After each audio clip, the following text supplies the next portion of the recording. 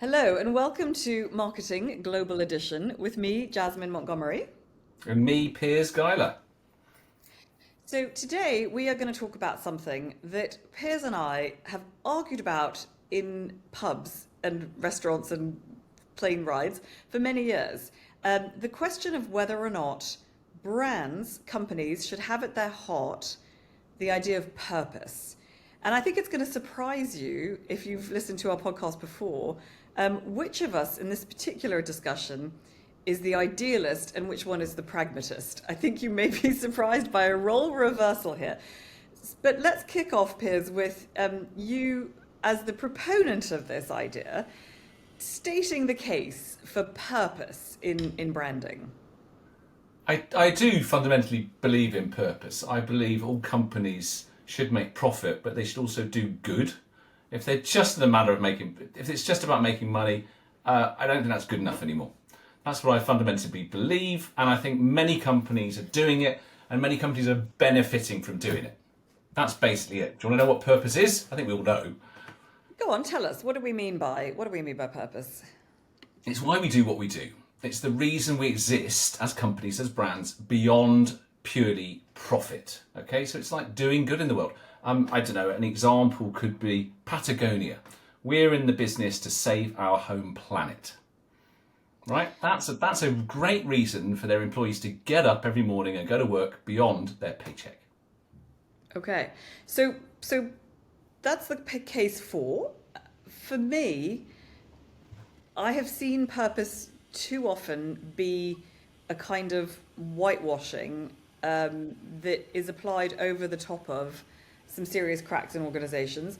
And I feel like it strays into kind of the creation of strangely kind of cult-like cultures. And I'll talk about that in a minute.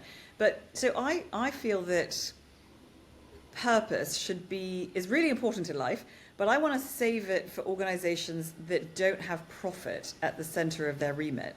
So if I am looking for somebody to sort of save the world for nature, I want that to be the World Wildlife Fund and not necessarily the people who sell me my anorak and hiking boots. Don't you think it's the responsibility for every company to do good in the world? Otherwise, if you just wait for the few, they'll just start disappearing. I mean, every company should contribute to the world, not just take from it. So your company that's making anoraks there, those anoraks should be ethically sourced, and they should keep you nice and dry, and they should have a good second-hand value. I mean, if a company like Patagonia is able to truly re-engineer their business model such that they are doing something in a way that's very, very ethical, I applaud them for that. Tony's Chocolonely with their sort of ethical chocolate, I'm delighted, right? But let me just talk from a personal point of view for a second. I'm not going to mention names of companies because, I don't really want to get sued. But I've worked with some companies, big multinational brands, right, who are shareholder owned, and their remit is to make a profit. And everything they do is oriented around making a profit. And making a good product, of course, drives profit. So I certainly don't think that we should be endorsing companies that are rubbish and make rubbish profits and do it in a really rubbish way. But I've seen too many times. I've been to. Just let me paint this picture for a second, and then I'll come back to you. We've been asked to run huge internal marketing days where it's all about purpose, and they put up the banners and they send out the emails to their staff and they get everybody in a room and they have a big rah-rah thing, and they have an MC who gets everybody to leap up and look to the person on your left and look to the person on your right and hug them and squeeze them, and you're all going to cry over our latest video with adorable children.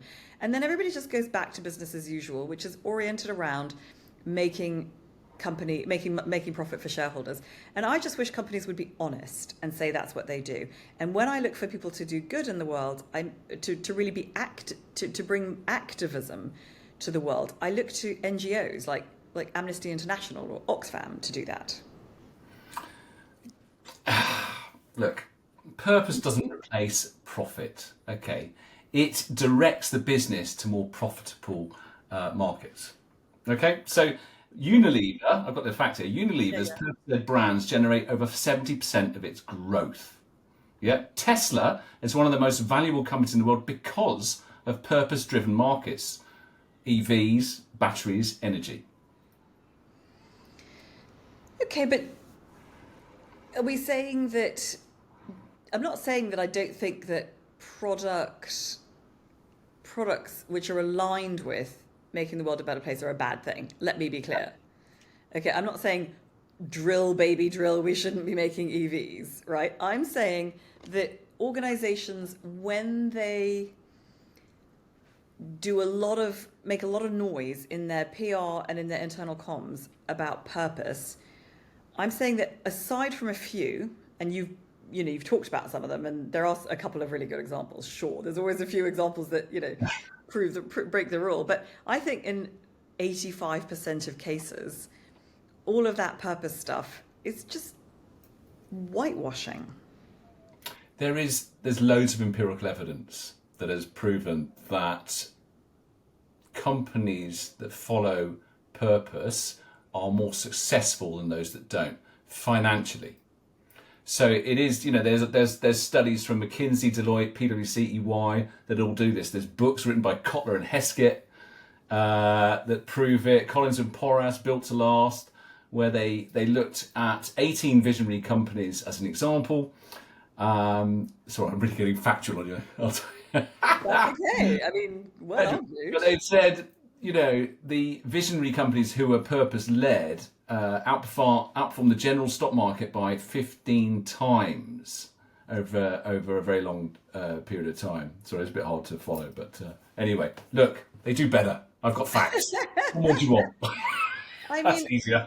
There are also stories of it not working out. So, quite famously, Danone's CEO, Emmanuel Faber, was ousted in 2021 after a huge struggle with investors where he went full on sort of activism, purpose, trying to do everything. I mean, it sounded like a wonderful guy. He's somebody I would respect and like as a human being. The guy sounds wonderful.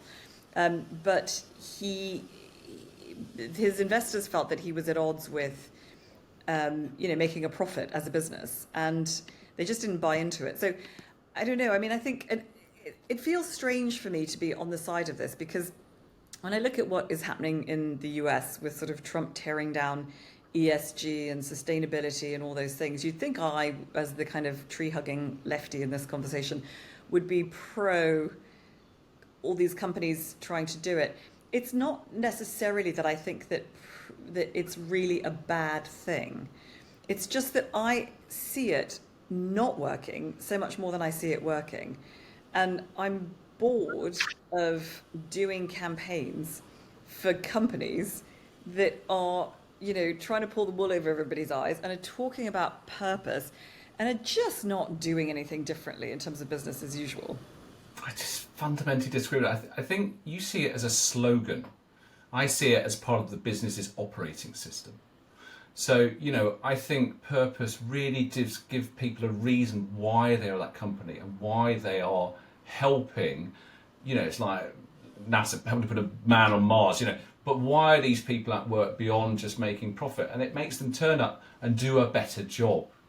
Happy employees equals a better profit if you look at the Harvard Service profit chain.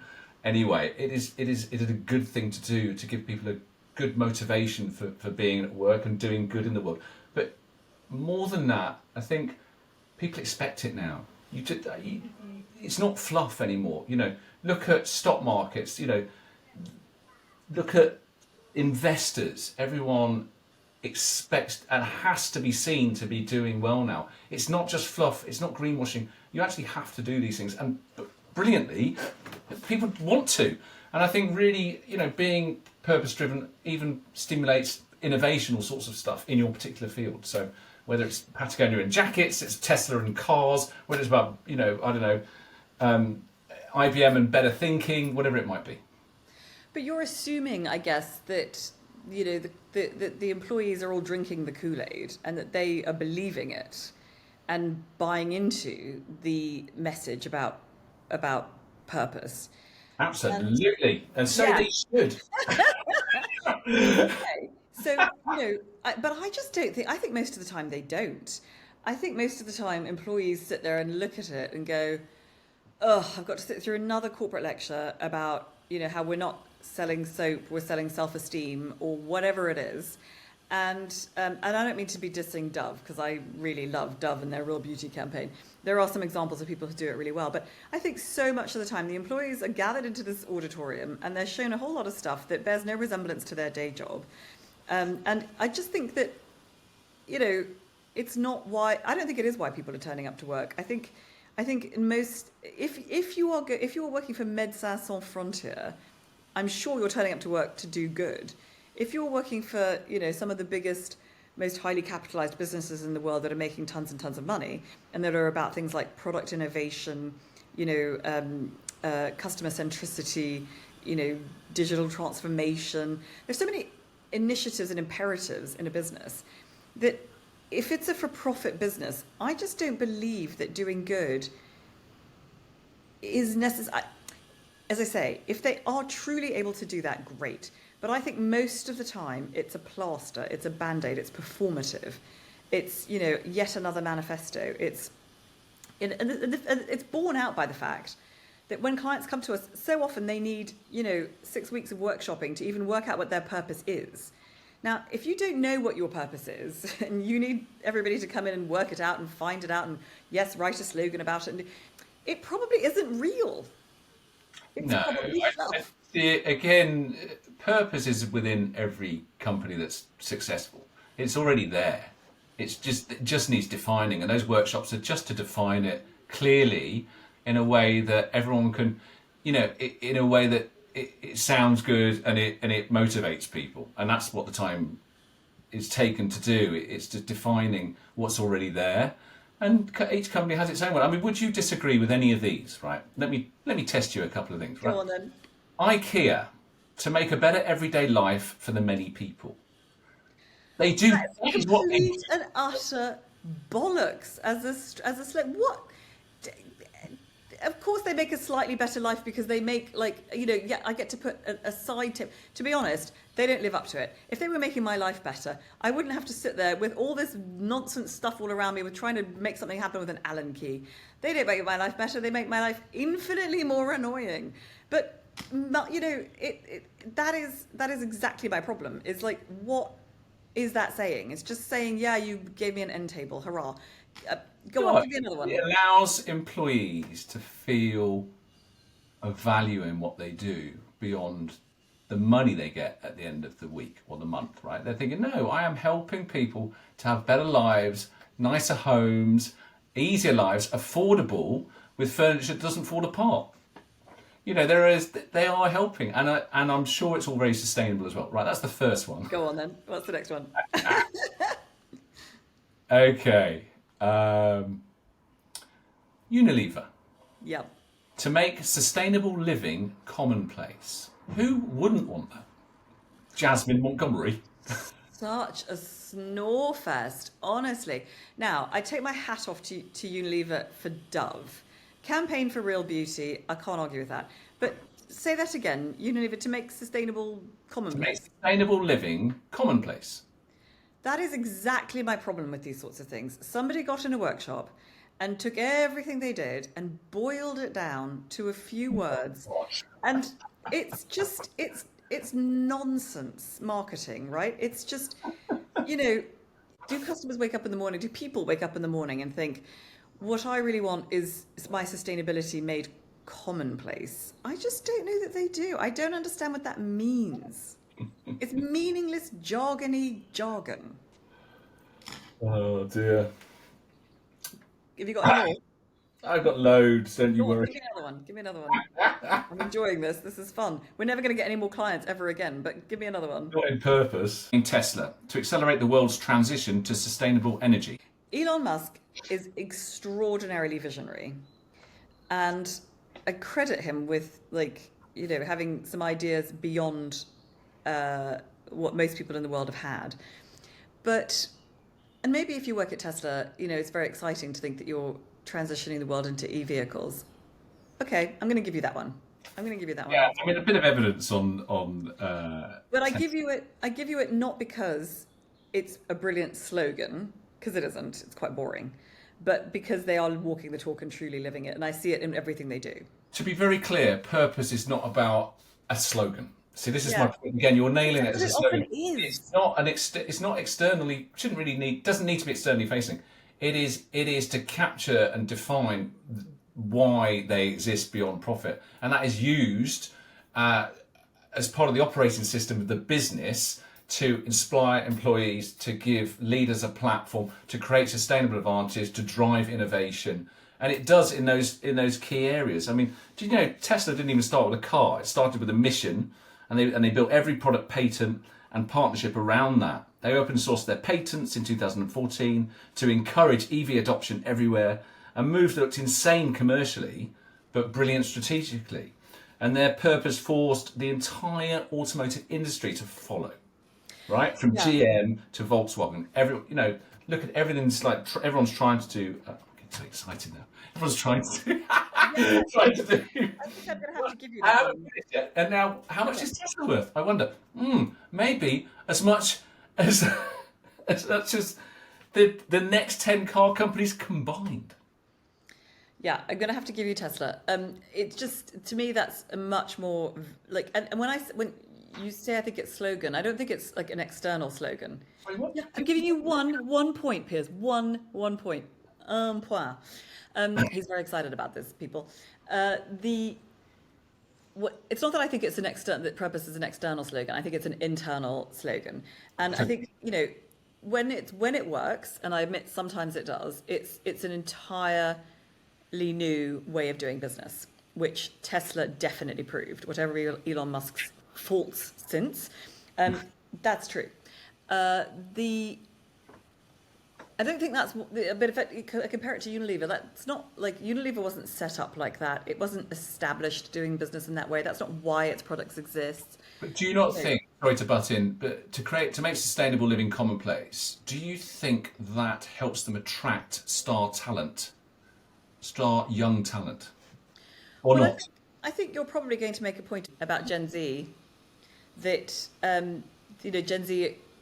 Everyone reads that they're really motivated by purpose. Bless their little cotton socks. Just doing more good than bad. They, sure, they're great judges of brands when brands really, really, really mess up, right? And that's great. That's really terrific. They hold brands to account, and they will stop doing business with brands that do it really badly. Just a quick bit of research on that very point. Edelman's 2024 Trust Barometer showed that 63% of consumers, young consumers, either choose or avoid a brand based on its beliefs alone. So you're talking about, I know, Gen Z, who are, notoriously, aware of brands and sort of ethics and activism and all that kind of thing. And I applaud them for that. And I think it's really good that when brands really mess up, that they are the first to hold them to account. I think that there's a little bit of kind of purpose fatigue going on in the world that, with everybody trying to pander to that and everybody talking about purpose, they're just not all doing it. And I think that we need to be, I bet you and I are actually going to come to an agreement at the end that like some companies do it really well and we applaud them.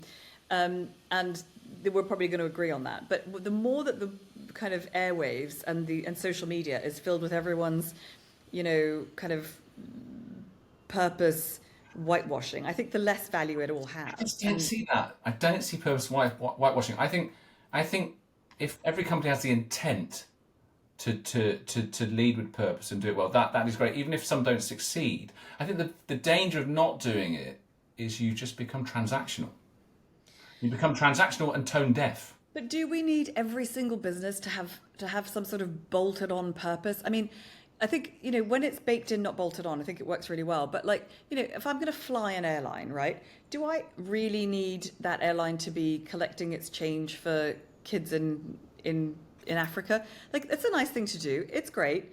Am I going to choose an airline because of it? Not really. Is it my main criteria for an airline? No. Like Southwest Airlines, they give you the freedom to fly and that is their purpose. And what does that really mean? They make it a really easy experience. It's good value, and they give you they put the control in your hands, Jasmine. You know, that's the sort of it, and that's their purpose. That is their reason to be. They get you from A to B and they make loads of money doing it. Like, let's just be honest.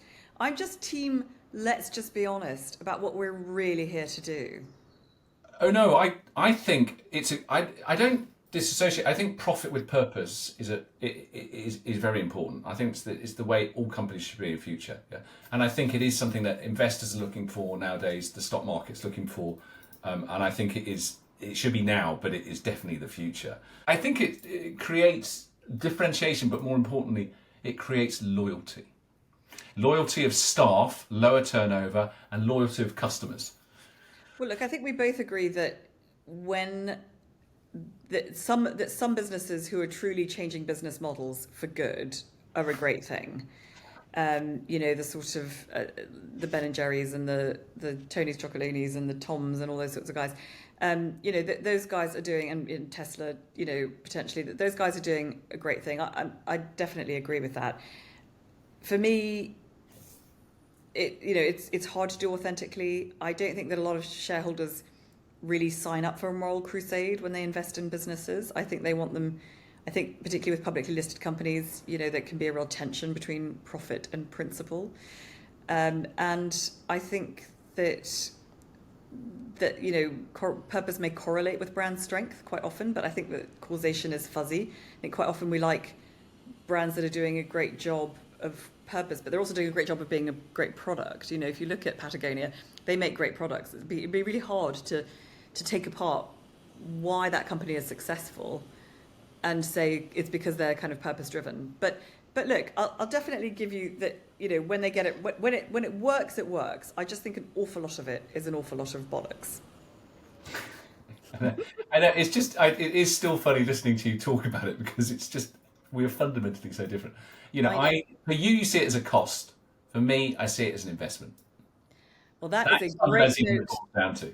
That is a great note to end on, and we might put a little poll out there and see what you guys think. Do you think it is a cost and kind of a wasted cost, or do you think it is a fantastic and worthwhile investment?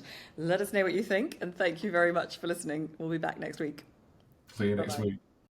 Marketing Global Edition is sponsored by 𝐒𝐤𝐳, the ad generator for small businesses that serves you effective and affordable ads in seconds. And by 7 Brands, the international advertising and branding agency that has worked with clients around the world from Coca-Cola to Facebook.